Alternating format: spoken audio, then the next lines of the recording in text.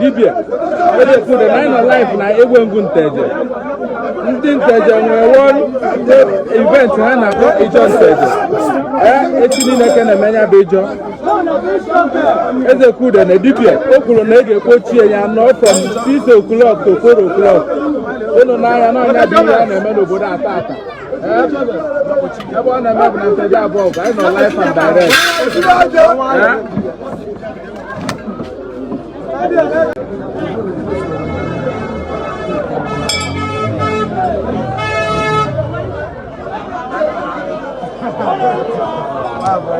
go.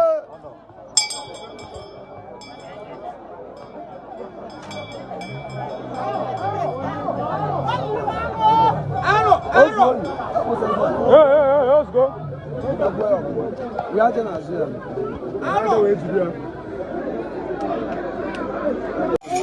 onye na-abụrụ onye egbengu ọ na-ebe na-alụ eme ya onye amụma life and direct onigo onwe ya live ọ ya ebicha n'ụtụtụ echi.